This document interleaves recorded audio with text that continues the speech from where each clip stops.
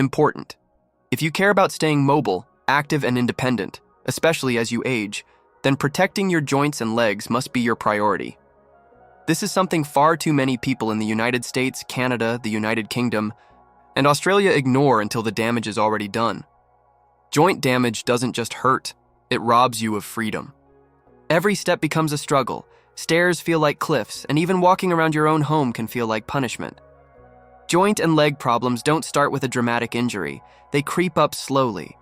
That popping you hear in your knees when you get up from the couch, the soreness in your ankles after standing for a while, that stiff feeling in your hips when you wake up, those are your warnings.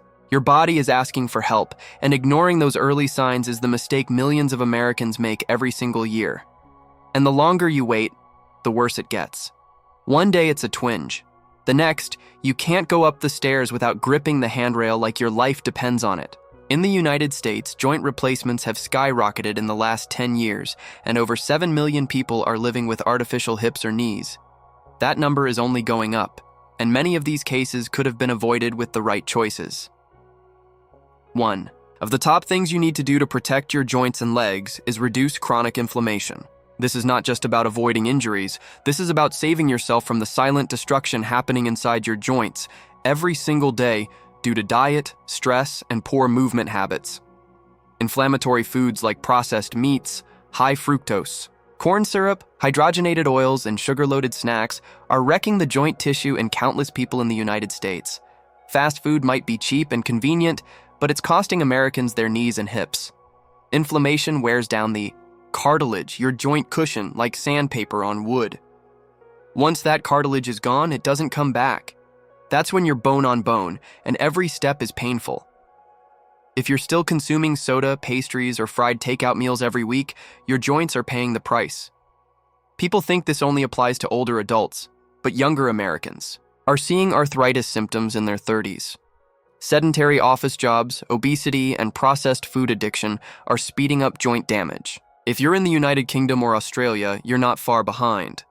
The Western diet is spreading, and it's creating a generation of people who might not be able to walk properly by the time they're 60. Joint damage doesn't care about your age. It only needs inflammation, inactivity, and wear and tear to ruin your future. Another critical point: your leg muscles are the foundation of your entire body. Weak legs mean more pressure on your knees, hips, ankles, and spine. Muscle acts like a shock absorber. If your muscles aren't strong enough, every step becomes an impact on the joint itself. Americans are sitting for over 10 hours a day on average. That's killing leg strength. You need to start building up your quads, hamstrings, calves, and glutes. These are your protectors. Even walking daily can make a major difference, but targeted strength training is the real game changer. Without strong leg muscles, even walking becomes dangerous, especially in older adults where falls lead to hip fractures, and often those hip fractures mark the beginning of a long, painful decline. One woman from Ohio said her mother fell just trying to get out of bed. She broke her hip, went through surgery, and within 3 months she never walked again. It wasn't just the injury, it was years of weak legs, poor balance, and joint degeneration. That story is more common than you think. Over 300,000 people in the United States are hospitalized each year due to hip fractures. What's worse, almost 30% of them die within a year. That is not a statistic you want to be part of. And what caused it? Often just weak muscles and poor joint care. Now let's talk about one of the most ignored factors: mobility and flexibility. This isn't just stretching your hamstrings once a week. This is about maintaining healthy joint range of motion and ensuring the surrounding ligaments and tendons aren't stiff or brittle. Tight hips can lead to overworked knees. Stiff ankles can throw off your entire walking pattern. Lack of flexibility increases friction, pressure, and uneven loading, all of which destroy joints over time. People in Canada and Australia often assume walking alone is enough. But if your muscles are tight and your joints aren't moving properly, you're actually reinforcing bad movement patterns. You need to incorporate daily joint mobility routines. 10 minutes a day can save you from years of pain. If your knees are starting to make noise or your hips feel like they click when you move, you need to start correcting those imbalances immediately. Many Americans rely on painkillers like ibuprofen or acetaminophen instead of addressing the root cause. These medications might numb the pain temporarily, but they don't fix the problem. Worse, they can cause long-term damage to your gut, liver, and kidneys. It becomes a vicious cycle. Pain leads to medication, which leads to more issues, which leads to more pain. You don't want your life controlled by a bottle of pills. The next factor is weight management, and this cannot be stressed enough. Every extra pound you carry adds 4 pounds of pressure to your knees. That means just gaining 10 pounds can add 40 pounds of force to your knee joints with every step. It's no wonder that obesity is one of the biggest predictors of joint replacements in the United States. And it's not just about aesthetics.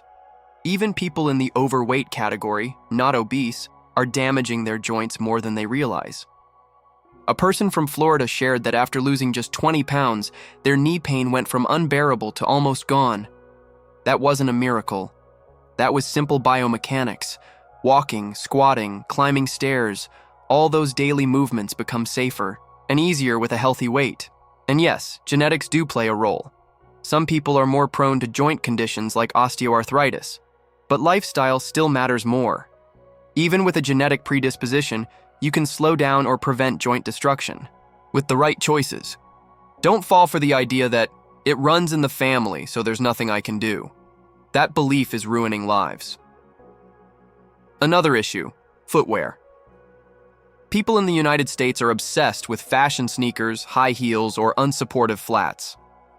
The wrong shoe can completely destroy your joint alignment. Your feet are the base of your structure.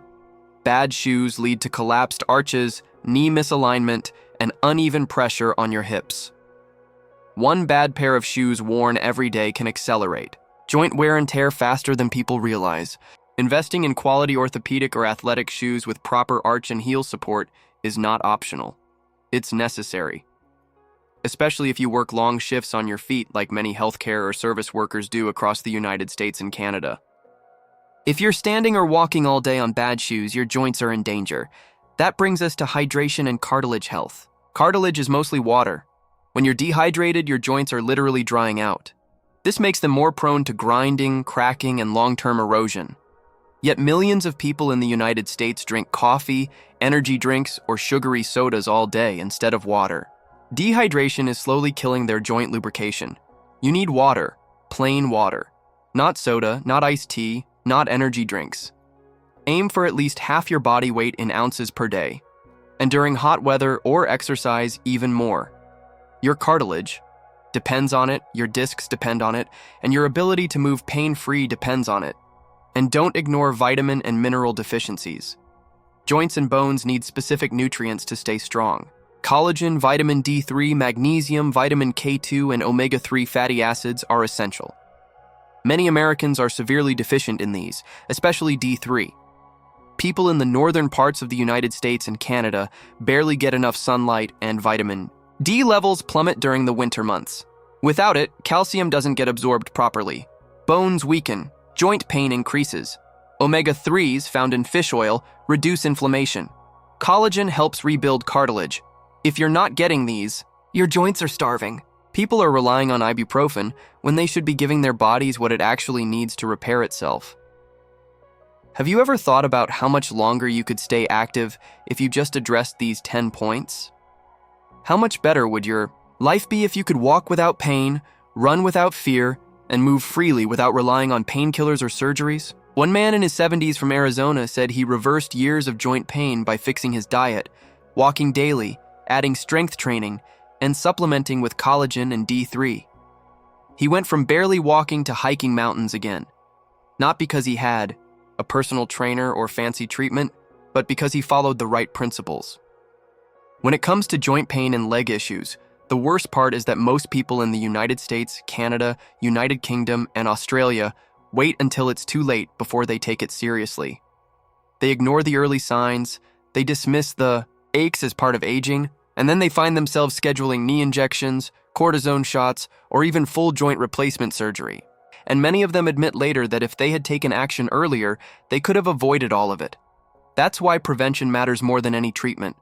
You don't want to manage pain. You want to stop the damage before it ever starts. 1. Massive mistake people make is ignoring posture and movement mechanics. This is where physical therapists in the United States are sounding alarms, especially as more people work remotely or sit at desks for hours every day. Slouched posture, misaligned hips, forward head tilt, and improper foot placement during walking or running can all lead to chronic joint strain. Every time you move with bad form, you're training your joints to wear down in the wrong way. That's why so many people have worn down cartilage in just one knee or one hip. It's usually a movement imbalance that wasn't corrected. Chiropractors and physiotherapists in Canada and the United Kingdom repeatedly say the same thing. Your movement patterns can either save your joints or destroy them. Even small misalignments can add up. Think about how many steps you take in a year. Now imagine if every step is putting pressure on the wrong part of your knee. That's thousands of small damage points every day, eventually creating chronic pain. The most common postural disaster in the US is anterior pelvic tilt, hips tilted forward, glutes weak, lower back strained. It's linked to both lower back pain and knee issues, and most people don't even realize they have it until the damage has been done. Strengthening your glutes and core, retraining your gait, and correcting posture through mobility work are critical to saving your joints. Then there's the issue of overuse and repetitive stress, something that's especially common in athletes, runners, or workers in physically demanding jobs. Just because you're active doesn't mean your joints are safe. In fact, high-impact sports, poor recovery habits, and lack of cross-training are major contributors to chronic joint breakdown. In the United States, high school and college athletes are developing cartilage damage and ligament issues before they even turn 25. In Canada and Australia, weekend warriors and CrossFit enthusiasts push their bodies hard without learning proper mechanics, leading to meniscus tears, runner's knee, and chronic ankle sprains. The sad part is that many of these people believe they're being healthy. They run 5 miles a day or go hard in boot camp classes thinking they're improving their body, but without proper joint recovery, they're creating long-term injury patterns. High-impact activity without muscle balance, foam rolling, mobility, drills, or adequate rest will destroy joints faster than aging ever could. Rest days are not laziness. They are biological necessity. Cartilage doesn't have a direct blood supply, which means it depends on joint motion and pressure changes for nutrients. Overload it too often without recovery, and it begins to thin, dry, and crack. This is also why collagen production becomes a critical factor. Once past your mid-20s, your natural collagen production begins to decline. That's the protein your body uses to repair cartilage, tendons, ligaments, and joint surfaces. Without it, damage accumulates faster than it can be repaired. People in their 40s, 50s, and beyond in the United States often complain that their joints just don't bounce back like they used to. And that's exactly what's happening biologically. They aren't producing the repair materials fast enough. That's why hydrolyzed collagen supplements combined with vitamin C have become a staple for joint support in many anti-aging protocols. It's not just hype, there's strong research behind it. Athletes, elderly patients, and even post-surgical patients have all shown improvements in joint comfort and mobility after consistent collagen use.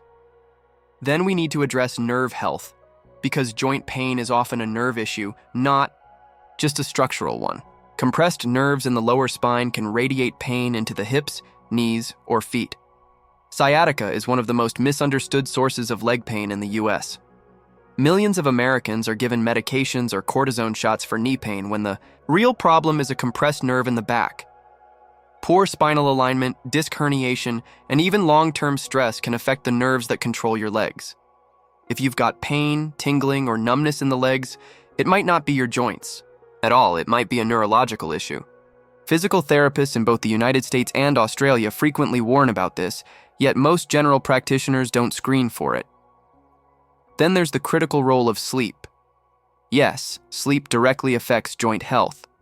During deep sleep, your body releases growth hormone and carries out the majority of tissue repair. If you're sleeping only 5 or 6 hours a night, your joints are never truly recovering. Chronic sleep deprivation has been linked with increased joint inflammation, delayed tissue repair, and greater sensitivity to pain. Americans are especially sleep-deprived compared to other countries. Late-night screens, stress, and caffeine overload are wrecking people's rest and destroying their recovery. If you don't fix your sleep, you can forget about healing your joints. Also, watch for pharmaceutical side effects. Many prescription drugs used for unrelated conditions can damage joints, especially corticosteroids, statins, and even some antibiotics. Corticosteroids, often used for asthma or autoimmune issues, can weaken bone and cartilage with long-term use. Statins, while effective for cholesterol, have been linked to muscle breakdown and joint pain in a subset of patients. One man in New York developed severe knee and hip pain within months of starting a statin, and it vanished completely when he switched medications. These reactions aren't universal, but they're real, and people need to be informed. Always read your medication inserts and speak to your doctor if you're noticing joint symptoms after starting something new. And then there's the problem no one talks about: emotional stress and its direct impact on joint health. Chronic stress floods the body with cortisol, a hormone that breaks down tissue over time and fuels inflammation. People in high-stress environments, whether it's a toxic job, financial pressure, or caregiving burnout, often develop joint pain even without injury. Their muscles are tight, their joints stiff, their immune system overactive. This is why so many Americans feel physical pain during times of emotional struggle.